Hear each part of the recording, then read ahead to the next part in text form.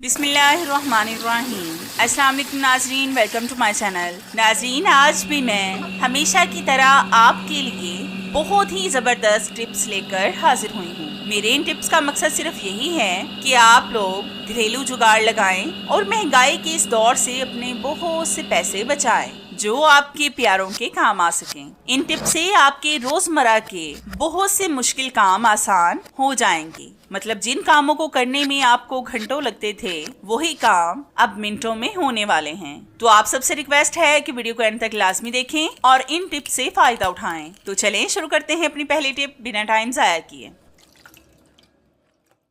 آج میں آپ کو ایسا زبردست طریقہ بتاؤں گی جس سے آپ کے اسکربر سے اسمیل بھی نہیں آئے گی اور نہ ہی یہ مکس ہوگا۔ تو اس کے لیے آپ نے لینی ہے ایک پلاسٹک کی خالی بوتل۔ اس کا ہمیں صرف نیچے والا پارٹ چاہیے۔ اس کو ہم چھری سے کاٹ لیں گے۔ اب ہم اس بوتل کے نیچے والے پارٹ پر سوئی کے ساتھ سوراخ کریں گے۔ تو ہم نے سوراخ بھی کر لیے ہیں۔ اب آپ اس کو واش بیسن کے ایک کونے میں رکھ دیں اور اس میں اپنے اسکربر کو رکھیں۔ اب نہ تو یہ مکس ہوں گے اور نہ ہی اس میں سے اسمیل آئے گی۔ ناظرین، آج کی میری یہ ٹپ خواتین کے لیے بہت فائدہ مند ہے۔ تو اس ٹپ کو بنانے کے لیے سب سے پہلے ہم ایک بال میں ڈالیں گے تھوڑی سی ویزلین، پھر ہم اس میں ڈالیں گے ایلو ویرا جیل۔ یہ بھی آپ نے سیم کوانٹٹی میں ڈالنی ہے۔ اور ایلو ویرا جیل آپ مارکیٹ والی بھی استعمال کر سکتے ہیں اور اوریجنل بھی۔ میں بھی مارکیٹ والی ہی استعمال کر رہی ہوں۔ اب ہم ان دونوں چیزوں کو اچھی طرح سے مکس کریں گے اور ساتھ ساتھ میں آپ کو یہ بھی بتاتی ہوں کہ آپ نے اس زبردست کریم کا استعمال کس میں کرنا ہے۔ آپ نے اکثر دیکھا ہوگا کہ خواتین اپنی بالکل بھی کیئر نہیں کرتی، دن بھر گھر کے کام کاجوں میں مشغول رہتی ہیں۔ کیئر نہ کرنے کی وجہ سے ان کی آنکھوں کے گرد بلیک سرکلز ہو جاتے ہیں جو پھر جلدی ریموو بھی نہیں ہوتے اور آنکھوں پر جھریاں بھی پڑ جاتی ہیں۔ لیکن یہ کریم آپ کی یہ دونوں بڑی پرابلمز کو سالو کر دے گی۔ آپ نے اس کریم کو رات کو سونے سے پہلے آنکھوں کے گرد لگانا ہے اور ہلکی سی تہ آپ نے اس کی لگانی ہے۔ یہ کام آپ نے اپنے فیس کو اچھی طرح سے واش کر کے کرنا ہے۔ یہ بہت زبردست کریم ہے۔ اس سے آپ کی آنکھوں کے گرد ہلکے ہوں یا پھر جھریاں ایک ہفتے کے اندر اندر ختم ہو جائیں گی۔ اس کریم کو آپ نے رات کو سونے سے پہلے لگانا ہے اور صبح اٹھ کر کسی بھی اچھے صابن سے منہ دھو لیں۔ اور ہم نے اس میں کسی بھی کیمیکل کا استعمال نہیں کیا جس سے آپ کو کوئی پریشانی ہو۔ آپ بغیر ٹینشن کے اس کریم کا استعمال کر سکتے ہیں۔ آپ بھی لازمی ایک بار اس ٹپ کو ٹرائی کر کے دیکھیں، آپ کو اس کا رزلٹ انشاءاللہ 100% ملے گا۔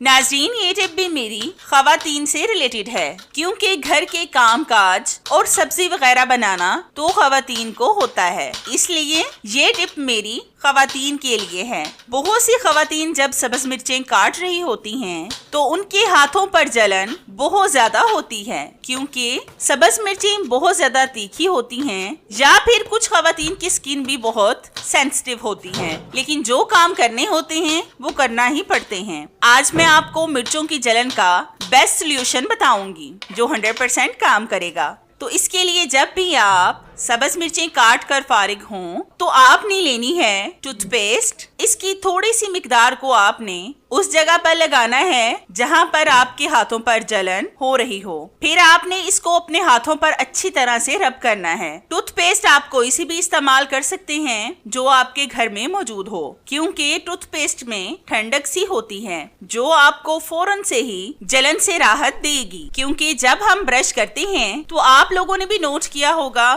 کہ ہمارے ماؤتھ میں بھی ٹھنڈک کا احساس ہوتا ہے۔ اسی طرح سے یہ ہماری جلن کو ختم کر کے ہمیں سکون دے گی۔ میرے ہاتھوں کی جلن تو مکمل ختم ہو چکی ہے۔ اب میں اس کو ٹھنڈے پانی سے واش کروں گی۔ آپ نے بھی ٹھنڈے پانی سے پیسٹ کو واش کرنا ہے تاکہ آپ کے ہاتھوں کی بھی جلن مکمل ختم ہو جائے۔ آپ بھی لازمی ایک بار اس ٹپ کو ٹرائی کر کے دیکھیں، آپ کو اس کا رزلٹ انشاءاللہ 100% ملے گا۔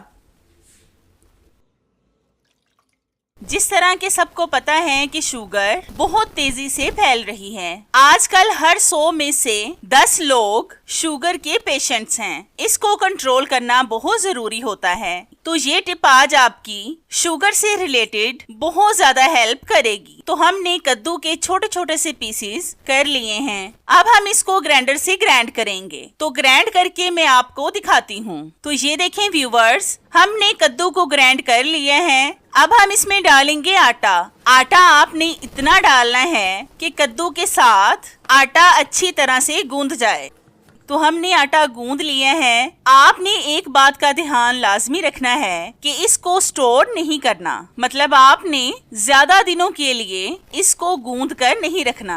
آپ نے یہ ضروری نہیں ہے کہ شوگر کے پیشنٹس کو ہی کھلائیں، بلکہ آپ اپنے بچوں کو بھی کدو کی روٹی کھلا سکتے ہیں. بلکہ آپ خود بھی کھائیں اور اپنے بڑے بزرگوں کو بھی کھلائیں. اس سے آپ بہت سی بیماریوں سے بچ سکتے ہیں. ناظرین، آج کی میری یہ ٹپ آپ کے لیے بہت فائدہ مند ہونے والی ہے. تو اس ٹپ کو بنانے کے لیے میں نے یہاں پر لیا ہے ایک لیمو. اس کو ہم درمیان سے کاٹ کر اس کے 2 ٹکڑے کر لیں گے اور پھر اس کے 1 پارٹ کا رس بھی نکال لیں گے. ہمیں صرف اس کا 1 پارٹ چاہیے، وہ بھی رس کے بغیر. اس لیے ہم نے 1 پارٹ سے لیمو کا رس بھی نکالا ہے. پھر ہم اس کو اندر سے تھوڑا تھوڑا سا خالی کر لیں گے. تو آپ نے بہت زیادہ اس کو خالی نہیں کرنا، بس تھوڑا سا ہی کرنا ہے. اب ہم اس لیمو میں ڈالیں گے تھوڑا سا سرسوں کا تیل. سرسوں کا تیل بھی آپ نے بہت زیادہ نہیں ڈالنا. پھر ہم اس میں ڈالیں گے 2 عدد لونگ. اس کے چھوٹے چھوٹے سے ٹکڑے کر کے ہم لیمو میں ڈالیں گے. پھر ہم لیں گے ایک روئی کا چھوٹا سا ٹکڑا. اس کی ہم بتی بنائیں گے. آپ نے گول والی بتی بنانی ہے اور پھر اس بتی کو لیمو کے اندر رکھنا ہے. اس بتی پر آپ نے تھوڑا سا آئل بھی لگانا ہے. اس کے بعد آپ نے اس کو جلانا ہے. اب میں آپ کو بتاتی ہوں کہ ہم اس دیے کا استعمال کس لیے کرنے والے ہیں. آپ نے اکثر دیکھا ہوگا کہ ہمارے کچن میں کھانوں کے ارد گرد مکھیاں، مچھر ایسے ہی بن بناتے پھرتے ہیں جو بہت سے جراثیم بھی پھیلاتے ہیں. آپ اس دیے کو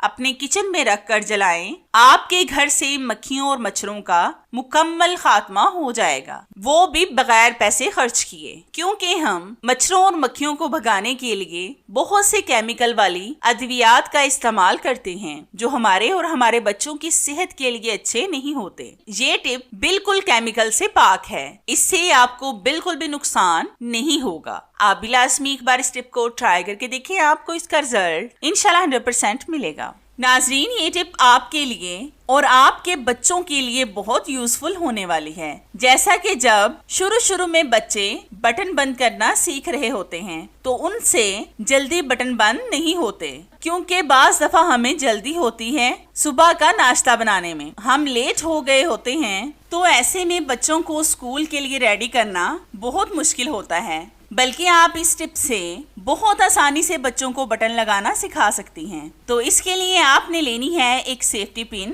سیفٹی پن کو آپ نے اس طرح سے بٹن پر لگانا ہے کہ بٹن سیفٹی پن کے اندر چلا جائے. پھر آپ نے سیفٹی پن کو کاغذ کے اندر سے نکالنا ہے اور پھر اس کو اوپر سے کھینچ لیں. تو یہ دیکھیں کتنی آسانی سے بٹن لگ گیا ہے. اب میں آپ کو اور بٹن لگا کر دکھاتی ہوں. بس دھیان سے دیکھ لیں تاکہ آپ کو اچھی طرح سے سمجھ آ جائے. یہ میں قمیض کے بٹن لگانا سکھا رہی ہوں. آپ اپنے بچوں کی شرٹ پر ان کو لگانا سکھائیں تاکہ وہ آسانی سے بٹن لگا سکیں. یہ بہت آسان اور چھوٹی سی ٹپ ہے، لیکن اس سے آپ کے بچے بہت جلد بٹن لگانا سیکھ جائیں گے. آپ بھی لازمی ایک بار اس ٹپ کو ٹرائی کر کے دیکھیں. آپ کو اس کا رزلٹ انشاءاللہ 100% ملے گا.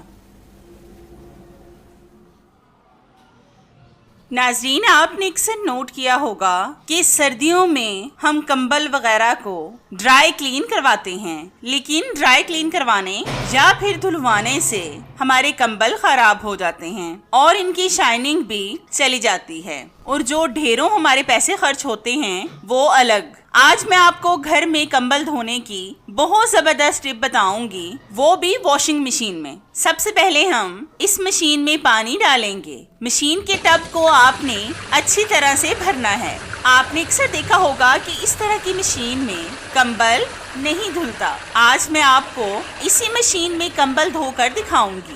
اس مشین کی ٹپ میں آپ کو اس لیے بتا رہی ہوں کہ زیادہ تر گھروں میں اسی مشین کا استعمال ہوتا ہے، اس لیے میں نے سوچا کہ آپ کو اسی مشین کی ٹپ بتاؤں۔ یہ بہت پرانی مشین ہے جس کو میں استعمال نہیں کرتی، لیکن یہ ورک بالکل ٹھیک کرتی ہے۔ تو ہم نے مشین میں پانی ڈال لیا ہے، اب ہم اس میں ڈالیں گے سرف۔ یہ آپ نے اپنے کمبل کے حساب سے ڈالنا ہے، میں اس میں ہاف پیالی ڈال رہی ہوں۔ اب آپ نے اس کی جھاگ بنانی ہے، پھر اس میں کمبل ڈالنا ہے۔ میرا کمبل کافی بڑا ہے، یہ ڈبل بیڈ کا کمبل ہے۔ آپ نے سارا کمبل ایک ہی دفعہ نہیں ڈالنا، بلکہ آدھا کمبل ڈالنا ہے اور آدھا کمبل باہر کی طرف لٹکا دینا ہے۔ جب اس کی ایک سائیڈ اچھی طرح سے واش ہو جائے تب ہم دوسری سائیڈ کو اس میں ڈالیں گے اور پہلی والی کو باہر نکال لیں گے۔ میں نے بھی اس کمبل کو دھوبی سے ڈرائی کلین کروایا تھا، پھر ایک بار میں نے اس کو دھلوایا بھی تھا۔ آپ یقین کریں کہ میرے کمبل کا ستیہ ناش ہو گیا ہے، مطلب اتنا خراب ہو گیا تھا کہ ایسے لگ رہا تھا کہ جیسے یہ کمبل بہت زیادہ پرانا ہو۔ اس وقت مجھے بہت ٹینشن ہوئی، لیکن کیا کر سکتے تھے؟ اب پچھتائے کیا ہوت جب چڑیاں چگ گئیں کھیت۔ اس وقت کے بعد میں اسی طریقے سے کمبل کو گھر میں ہی واش کرتی ہوں۔ جب 2 وسل ہو جائیں تو پھر ہم اس کی دوسری سائیڈ کو دھو کر آپ کو دکھاتے ہیں۔ تو جیسا کہ آپ دیکھ سکتے ہیں کہ ہم نے کمبل کے ہاف پارٹ کو دھو لیا ہے۔ اب ہم اس کو سادہ پانی سے دھو کر رات بھر ایسے ہی چھوڑ دیں گے تاکہ اس کا سارا پانی اچھی طرح سے نکل جائے اور یہ کمبل ہلکا ہو جائے۔ پھر ہم اس کو دھوپ میں پھیلائیں گے، کیونکہ اگر اس میں پانی ہوا تو کمبل ہم سے اٹھایا بھی نہیں جائے گا۔ آپ بھی اس طریقے سے گھر میں ہی اپنے کمبل کو دھوئیں اور اس کو خراب ہونے سے بچائیں۔ اس سے آپ اپنے بہت سے پیسے بھی ضائع ہونے سے بچا سکتے ہیں اور آپ کو صفائی میں بھی اس کا رزلٹ انشاءاللہ 100% ملے گا۔